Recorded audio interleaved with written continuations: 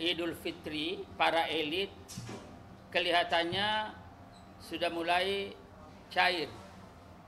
Terbukti kehadiran baik perwakilan dari orang-orang, maksud saya dari paslon 1, paslon 3 ke paslon 2, sebaliknya juga begitu. Dan yang paling puncak kemarin itu kita perhatikan bagaimana di tempatnya Saudara Rosan sebagai ketua TKN dan hadir dari ketua TPN Saudara Arsyad. Ini saya kira luar biasa, meskipun ada mempertanyakan ya bahwa ini apakah karena motivasi Kadin atau hal lain. Tetapi poin saya adalah bahwa momentum Idul Fitri kemarin itu telah mendorong ya mencairnya komunikasi politik yang selama ini ada hambatan-hambatan psikologis. Jadi momentum ini saya kira cukup bagus. Nah, oleh karena itu bagi saya adalah bagaimana supaya momentum ini betul-betul kita efektifkan dan produktif, tidak hanya sekedar formalistik. Formalistik datang salam-salaman, ya bahkan agak sedih-sedih, tapi setelah itu bermusuhan lagi. Nah, saya kira ini adalah contoh yang tidak baik, dan karena itu kalau kita ingin membuka sejarah Indonesia, kan ada beberapa contoh yang telah disampaikan atau dilakukan oleh para pendiri negeri ini. Bagaimana misalkan Bung Karno dengan Pak Natsir. Di beberapa tulisan dulu itu kita baca, perdebatan jalan tetapi pertemanan juga jalan. Pertengkaran jalan tapi pertemanan juga jalan. Bahkan di dalam sejarah kita kenal, ketika Bung Karno ditahan di Sukamiskin, kelompok Pak Natsir lah yang pertama kali melakukan kunjungan. Demikian pula juga misalkan ketika Bung Karno dibuang ke ND, kelompok-kelompok Pak Natsir lah yang datang untuk membesuk. Nah, ini kan contoh teladan, boleh berbeda, dan bahkan pada waktu itu perdebatannya ada pada masalah ideologi. Ya, pada masalah ideologi sekalipun perbedaan, tetapi dalam pertemanan dan kemanusiaan tetap jalan. Nah, contoh yang kedua misalkan bagaimana Bung Karno dengan hubungannya dengan Hamka. Kita tahu ya pada saat itu juga terjadi perdebatan ideologis. Ya, terjadi perdebatan ideologis sampai puncaknya adalah pada tahun 1964 kan Hamka ditahan, dipenjara.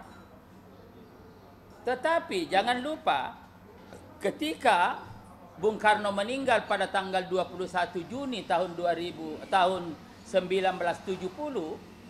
ternyata di situ baru terungkap bahwa sudah ada wasiat Bung Karno supaya kelak kalau meninggal yang jadi imam sholatnya adalah Hamka. Kan itu kan, ini kan luar biasa ini. Dan karena itu maka segera setelah itu maka Hamka datang. Dan ini dilakukan. Jadi saya kira ini cukup dua contoh ini yang sejatinya menjadi uswatun hasanah di kalangan elit-elit politik hari ini. Ya jangan, nah cuma persoalannya ini perdebatan konseptual, ini perdebatan ideologis. Nah kalau misalkan apakah karena perbedaan, karena masalah syahwat politik, masalah kekuasaan, lalu kemudian menghambat adanya silaturahmi politik yang lebih mendasar untuk Indonesia lebih produktif ke depan, nah ini jadi persoalan. Iya betul. Saling rangkul-rangkulan. Nah, apa aja sih sebenarnya yang dibahas dan suasananya seperti apa? Iya, saya rekonsiliasi. Jadi saya kebetulan saya ada di situ dan Pak Rosan kan ketua umum ya TKN Prabowo Gibran. Sementara Arsyad adalah ketua umum TPN ya Ganjar Mahfud. Nah, kebetulan juga saya di situ punya Pak Prabowo karena ada TKS, tim kerja strategis, dan saya sekretaris. Ya mereka semua cair, utamanya dua orang ini.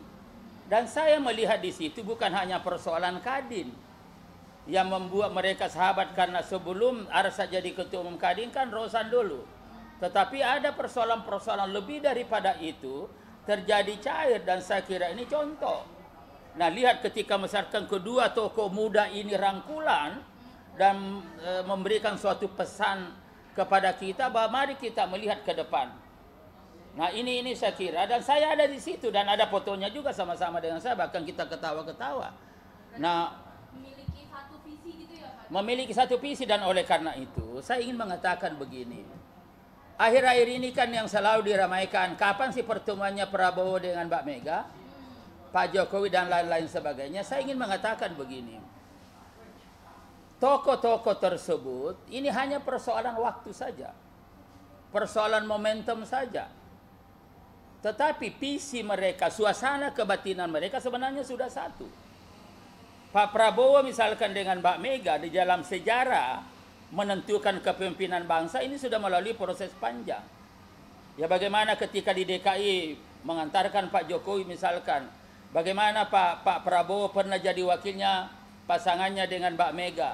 Kemudian juga di dalam komunikasi politik, dan terakhir Pak Prabowo masuk tahun 2019 dan lain-lain sebagainya. Tetapi ada satu hal yang saya ingin sampaikan. Ketika tahun 2014 saja di ketua koalisinya Pak Prabowo Hatta waktu itu, dan sekjen saya adalah Pak Hari Hamzah dan ada Pak Lison, itu memang Pak Prabowo selalu mendorong kepada kita. Dalam dunia politik itu diperlukan silaturahmi, diperlukan komunikasi. Karena itu setiap kita mau ketemu dengan Mbak Mega yang pada waktu itu 6-7 kali kami ketemu, Pak Prabowo selalu memberikan motivasi. Tidak boleh ya kita ego, tidak boleh persoalan kebangsaan kita terhambat hanya karena ego-ego sektoral, ego-ego kelompok. Karena itu kita dorong. Apalagi sekarang Pak Prabowo seperti itu. Dan oleh karena itu saya punya keyakinan hanya masalah waktu dan hanya masalah momentum. Tokoh-tokoh ini utamanya Prabowo dengan Mbak Mega itu pasti ketemu. Ya bahkan saya tadi berkelakar, boleh jadi kita tidak tahu, mungkin sudah terjadi komunikasi melalui siapa-siapa. Apalagi misalkan di DPR kan Mbak Puan dengan Mas Dasko selalu ketemu di situ dan sama-sama duduk. Saya punya keyakinan, hakul yakin pasti ada canda-candaan politik juga dan lain-lain sebagainya. Nah, lalu tentu timbul pertanyaan, kenapa kok belum ketemu? Saya ingin mengatakan bahwa mereka belum ketemu bukan persoalan perbedaan ideologi, bukan perbedaan konsep, tetapi masalah strategi. Dan kalau bicara masalah strategi, berarti bicara tentang timing dan momentum. Berarti belum momentumnya yang tepat. Kenapa belum momentumnya yang tepat? Dalam pertimbangan-pertimbangan politik praktis ada beberapa hal yang harus ditimbang-timbang. Salah satu diantaranya adalah mereka harus tetap melakukan komunikasi politik secara intensif dengan para pendukungnya dari rakyat. Harus merawat suasana kebatinan mereka. Sebab kalau tidak merawat suasana kebatinan secara serta-merta, pendukung-pendukungnya itu pasti memvonis bahwa pimpinan ini dari partai ini tidak boleh dipercaya karena telah mengkhianati aspirasi kami. Nah ini kan perlu dirawat, perlu mencoba suasana kebatinan yang ada itu perlu dipelihara supaya ke depan ini komunikasi yang tetap jalan. Nah kemudian yang kedua, pertimbangan politik praktis yang kedua boleh jadi karena setiap paslon itu kan ada beberapa partai di situ. Ya tentu juga perlu ada komunikasi. Misalkan dalam satu paslon ada 5-6 partai yang mendukung, kan masuk satu atau komunikasi satu yang lain belum tuntas betul, ini kan juga menimbulkan masalah baru secara politik praktis. Dan yang paling penting lagi juga dalam politik praktis adalah bagaimana komunikasi politik ini juga dibicarakan terkait dengan peran-peran politik ke depan. Kalau gabung misalkan seperti apa, harmonisasinya seperti apa, dan lain-lain sebagainya, polanya seperti apa. Nah ini semua pertimbangan-pertimbangan politik praktis yang belum tuntas sehingga momentumnya ada. Yang keempat, belum lagi misalkan tahapan hukum, ya gugatan atau usulan di MK ini masih jalan dan menunggu tanggal 22 April misalkan. Ini semua pertimbangan-pertimbangan yang harus dijadikan dasar untuk menentukan apakah sudah timingnya atau momentumnya sudah tepat atau tidak. Karena kalau kita bicara tentang strategi politik, itu bukan bicara masalah salah benar, tetapi bicara efektif atau tidak efektif.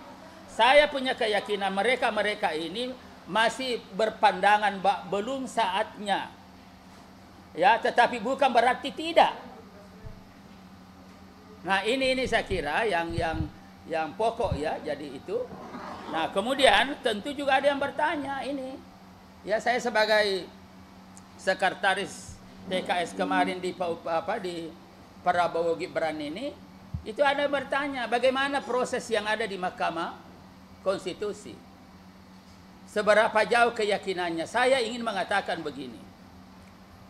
Baik secara faktual, secara rasional, dan secara norma hukum.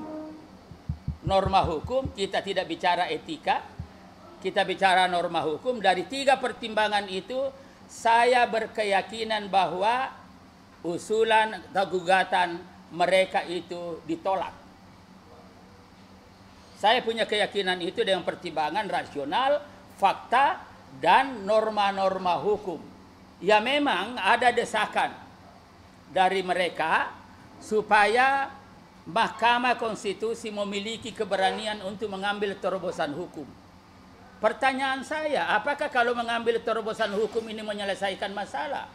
Saya berpandangan bahwa dalam perspektif politik praktis itu justru menimbulkan masalah baru, bahkan bisa memicu terjadinya gerakan-gerakan lain yang tidak boleh terjadi.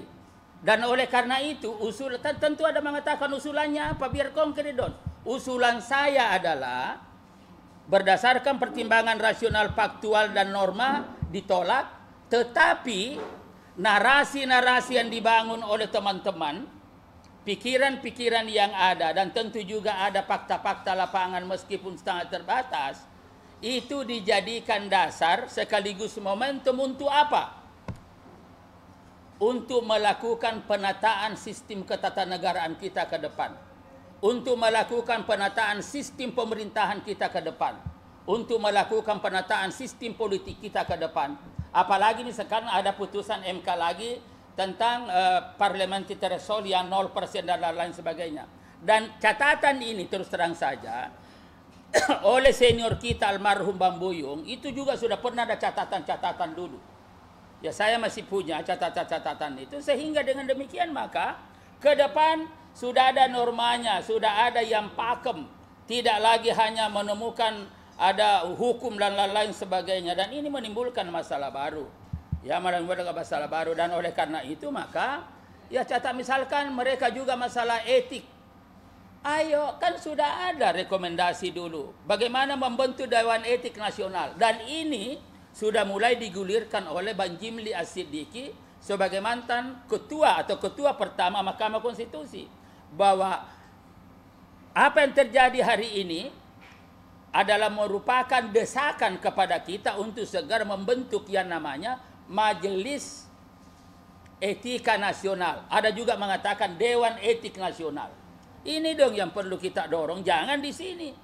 Sehingga dengan demikian ini tertata. Jadi apa yang dilakukan oleh teman-teman kita, berterima kasih, ya, baik dari paslon 1 maupun dari paslon 3 tetap, dan kita jadikan sebagai momentum, sebagai dasar untuk percepatan itu tadi.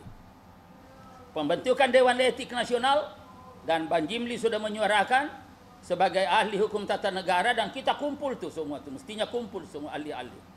Kemudian yang kedua adalah sistem pemerintahan, yang oleh beberapa orang juga mengatakan sekarang ini adalah setengah hati, dan ada buku yang dikarang oleh Hanta Yuda. Apa bukunya itu? Presidensialisme Setengah Hati. Dan juga disertasi saya membahas itu, ada demokrasi setengah hati. Nah, sekarang misalkan sistem presidensial kita, apa sih warnanya? Loh. Dan ini semua juga dibentuk dulu karena aksi-reaksi. Aksi reaksi terhadap tuduhan bahwa ini adalah otoriter karena memiliki kewenangan yang sangat kuat. Itulah sebabnya di dalam amandemen, kewenangan yang ada yang dimiliki oleh presiden dengan sistem presidensial itu dipangkas masuk ke DPR. Nah, ini kan lebih berbau parlementer misalkan.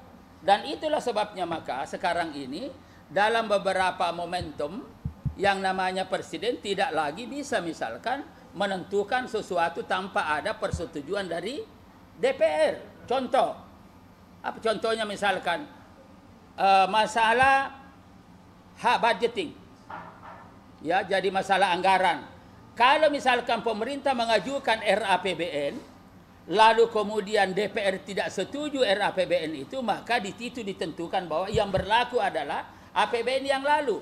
Nah, kalau APBN yang lalu berlaku berarti ide-ide dan gagasan-gagasan program-program yang sejatinya dilakukan oleh Presiden itu tidak terlaksana karena tidak mendapatkan persetujuan dari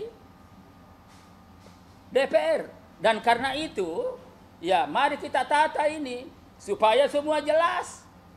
Kalau ada permainan-permainan di DPR, wajar dong ada. Kenapa wajar? Karena memang konstitusi, undang-undang memberi ruang tentang itu. Ada dong, ada bisik-bisik lah apalah di sana dan lain, itu wajar aja karena sistem memberikan itu. Mari tegas. Sistem presidensial, parlementer, dan lain-lain sebagainya, wajahnya seperti apa, jenis kelaminnya seperti apa.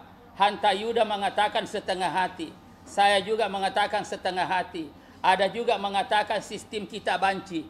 Nah, kalau kita sudah sadari begitu, kenapa ini tidak mendorong kita untuk menatanya? Dan karena itu akan lebih bagus misalkan, nah ini yang perlu dipikirkan oleh MK. Ada semacam rekomendasi atau apapun namanya supaya percepatan ini. Ya supaya jangan kita bicara dasar etik yang tidak ada, belum ada lembaganya, institusinya. Tapi ini kita dorong nilai-nilai yang ada ini, kita dorong untuk kita formalitaskan menjadi norma-norma hukum, menjadi undang-undang. Itu akan lebih bagus. Dan dengan demikian maka ke depan tidak ada lagi pertentangan.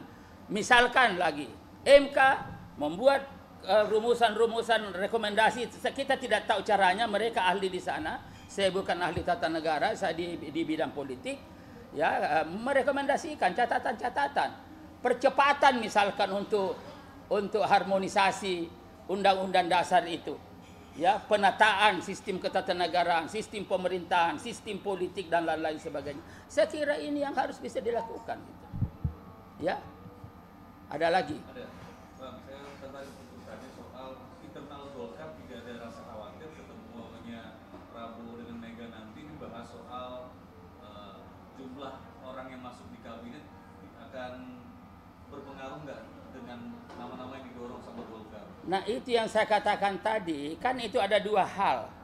Yang pertama adalah peran-peran politik yang kita lakukan ke depan.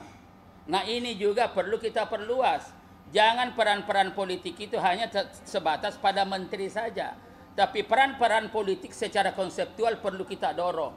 Jadi bagaimana misalkan di intern koalisi itu nanti kita dorong ada perdebatan-perdebatan konseptual, dan itu menjadi dasar untuk merumuskan program-program, dan ini menjadi penentu arah ke depan.